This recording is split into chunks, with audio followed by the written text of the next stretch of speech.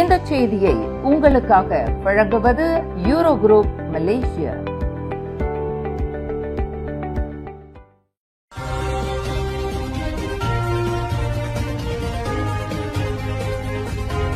ஆறு மாத கால இடைநீக்கத்தை எதிர்கொள்ள தயார், எதிர்க்கட்சியினர் அறிவிப்பு. நகர் மறு மேம்பாடு சட்டத்திருத்தம் மீதான மசோதா நாளை புதன்கிழமை நாடாளுமன்றத்தில் இரண்டாவது வாசிப்புக்காக தாக்கல் செய்யப்படவிருக்கிறது. இந்த சட்டத்திருத்த மசோதாவை முழுவீச்சில் எதிர்த்து அதனை மீட்டுக்கொள்ளும் வரை போராடப் போவதாக எதிர்க்கட்சியினர் இன்று அறிவித்துள்ளனர். உத்தேச சட்ட மசோதாவை எதிர்ப்பதால் நாடாளுமன்றத்திலிருந்து பங்கேற்பதிலிருந்து தாங்கள் 6 மாத காலம் இடைநீக்கம் செய்யப்படலாம். அதற்கான சாத்தியத்தை எதிர்கொள்ள தாங்கள் தயார் நிலையில் இருப்பதாக பரிகத்தான் நேஷனலின் நாடாளுமன்ற கொறடாவான தக்கியுடின் ஹசான் தெரிவித்துள்ளார்.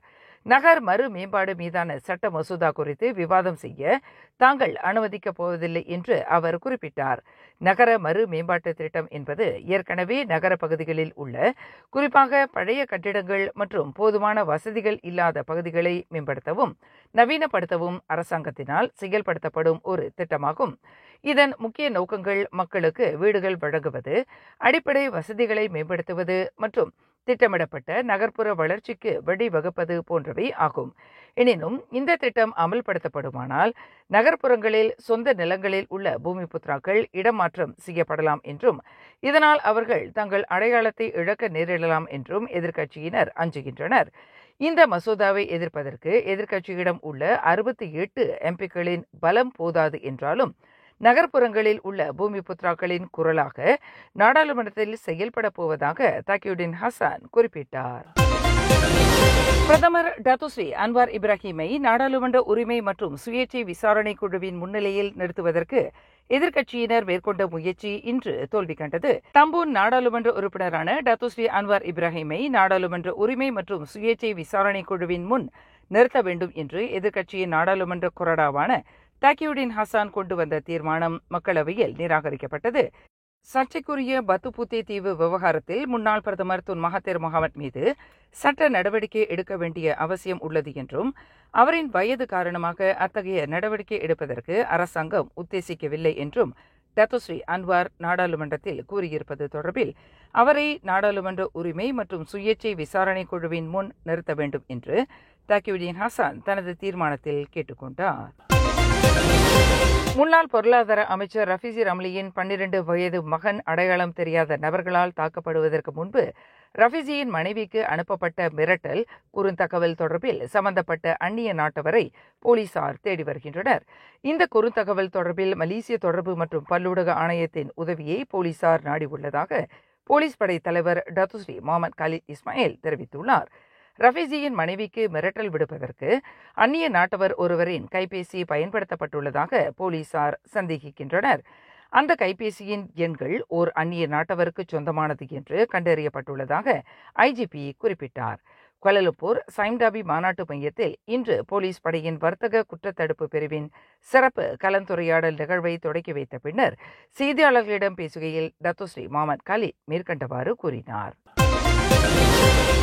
ஜொஹோர் பொந்தியான் பெக்கான் நனாஸில் ஜொஹோர் மாநில கொடியை தலைகீழாக கட்டியதற்காக பசாராயா ஒன்றை 30 நாட்களுக்கு மூடுவதற்கு உத்தரவு பிறப்பிக்கப்பட்டுள்ளது. அந்த வர்த்தக தளம் அடுத்த 30 நாட்களுக்கு செயல்படக்கூடாது என்று உத்தரவு பிறப்பிக்கப்பட்ட கடிதம் அதன் நிர்வாகத்திற்கு நேற்று வழங்கப்பட்டுவிட்டதாக பொந்தியான் நகராண்மை கழக தலைவர் அப்துல் அசீம் ஷம்சுடீன் தெரிவித்தார். ஜொஹோர் மாநில கொடியை தலைகீழாக கட்டியது மூலம் அந்த வர்த்தக தளம் 2019ஆம் ஆண்டு மாநில வர்த்தக சட்ட விதிகளை மீறியிருப்பதாக அவர் குறிப்பிட்டார். எனினும் சம்பந்தப்பட்ட வர்த்தக தள நிர்வாகம் இதுகுறித்து மேல்முறையீடு செய்யலாம் என்று அவர் விளக்கினார். சாலையை கடந்த யானை கூட்டத்தை காரில் மோதி தள்ளியதில் மாது ஒருவர் காயமுற்றார். இந்த சம்பவம் நேற்றிரவு 10:40 மணியளவில் ஜொஹோர் மர்சிங் ஜலான் மர்சிங் அண்டாவ் சாலையின் 12வது கிலோமீட்டரில் நிகழ்ந்தது. மர்சிங்கிலிருந்து அண்டாவை நோக்கி காரை செலுத்திய 47 வயது மாது இதில் காயம் அடைந்ததாக மாவட்ட போலீஸ் தலைவர் அப்துல் ரசாக் அப்துல்லா தெரிவித்தார்.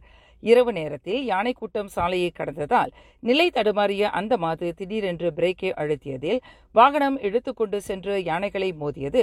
இதில் அவர் காயமுற்றார். யானை கூட்டம் கலைந்து சென்ற பின்னர் சாலையை கடந்த வாகனமூட்டிகள் அந்த மாதுவை காப்பாற்றி மர்சிங் மருத்துவமனையில் சேர்த்துள்ளனர் என்று அப்துல் ரசாக் குறிப்பிட்டார். மலேசிய அடிமுறை சிலம்ப கழகத்தின் ஏற்பாட்டில் முதல் முறையாக சிலம்பக்கலை போட்டி கடந்த ஞாயிற்றுக்கிழமை ரவாங் அங்குன் சிட்டியில் சிறப்பாக நடைபெற்றது. இப்போட்டி விழாவில் சிறப்பு பிரமுகராக கொத்தகமுடிங் சட்டமன்ற உறுப்பினர் பிரகாஷ் சம்புநாதன் கலந்து கொண்டு சிறப்பித்தார். நிகழ்விற்கு தலைமையேற்று உரையாற்றிய பிரகாஷ், ஸ்லாங்கூரில் நடைபெறவிருக்கும் மலேசிய விளையாட்டுப் போட்டியான சுக்மா 2026 சிலம்ப போட்டி நிலைநிறுத்தப்பட்டிருப்பது குறித்து தமது மகிழ்ச்சியை தெரிவித்துக் கொண்டார். இந்தியர்களின் பாரம்பரிய தற்காப்பு கலையான சிலம்பத்தை 2026 சுக்மா போட்டியில் நிலைநிறுத்துவதற்கு முக்கிய பங்களிப்பை வழங்கிய அனைவருக்கும், குறிப்பாக மடானி அரசாங்கத்துடன் இணைந்து இப்பிரச்சினைக்கு தீர்வு காண்பதில் எல்லா நிலைகளிலும் ஒத்துழைப்பு நல்கிய ஸ்லாங்கூர் அரசு மற்றும் மாநில பிரதிநிதிகள் அனைவருக்கும் பிரகாஷ் தமது நன்றியை தெரிவித்துக் கொண்டார். நம்ம கொண்டு போய் பேசணும், நம்ம எம்பி கிட்ட பேசணும், எஸ்கோ சுகான் YB நஜ்வான் கிட்ட பேசணும்.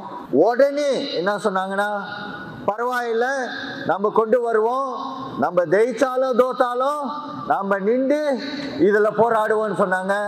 அதனால சிலம்பத்தை திருப்பி கொண்டு வந்து இந்த சுக்மால சேர்த்தாங்க. அத்துடன் ஸ்லாங்கூரின் 2026 ஆண்டு சுக்மா போட்டியில் சிலம்ப போட்டிக்கு தாம் புரவலராக நியமிக்கப்பட்டிருப்பதையும் சிலம்ப பொறுப்பாளர்களுடன் பிரகாஷ் தமதுரையில் பகிர்ந்து கொண்டார். இதன் தொடர்பில் ஸ்லாங்கூர் மட்டுமின்றி மலேசியா முழுவதும் சிலம்ப கலையை ஊக்குவிக்கவும் மேம்படுத்தவும் தேவையான அனைத்து நடவடிக்கைகளையும் எடுக்கப் போவதாக பிரகாஷ் உறுதி தெரிவித்தார். கடந்த ஆகஸ்ட் 21 ஆடவர் ஒருவரை மடக்கி தங்களை போலீஸ்காரர்கள் என்று அடையாளப்படுத்திக் கொண்டு பணம் கேட்டு அச்சுறுத்தியதாக நம்பப்படும் 2 பாதுகாவலர்கள் ஜொகூர் பாரு மேஜிஸ்ட்ரேட் நீதிமன்றத்தில் இன்று குற்றச்சாட்டப்பட்டனர். 29 வயது முகமது ஷஃபீக் ஜக்காரியா மற்றும் முகமது சுலைமான் அப்துல் ரஹ்மான் என்ற அவ்விரு பாதுகாவலர்களும் மேஜிஸ்ட்ரேட் நபீலா நிசாம் முன்னிலையில் நிறுத்தப்பட்டு குற்றச்சாட்டு வாசிக்கப்பட்டது. கடந்த ஆகஸ்ட் 21 இரவு 11:30 மணியளவில் ஜொகூர் பாரு தமான் கோத்த மசாய் ஜலான் பத்தி என்ற இடத்தில் 2 நபர்களும் இக்குற்றத்தை புரிந்ததாக நீதிமன்றத்தில் தெரிவிக்கப்பட்டது. குற்றவாளி என்று நிரூபிக்கப்பட்டால் 2 ஆண்டு சிறை அல்லது அபராதம் அல்லது இரண்டுமே விதிக்க வகை செய்யும் குற்றவியல் சட்டத்தின் கீழ் இருவரும் குற்றச்சாட்டை எதிர்நோக்கி உள்ளனர். மேலும் செய்திகளை தெரிந்து கொள்ள கீழே இருக்கும் பெல் பட்டனை அழுத்துங்கள். உங்கள் மகிழ்ச்சியை வெளிப்படுத்த லைக் மற்றும் ஷேர் செய்யுங்கள். தொடர்ந்து திசைகளோடு இணைந்திருக்க சப்ஸ்கிரைப் செய்யுங்கள்.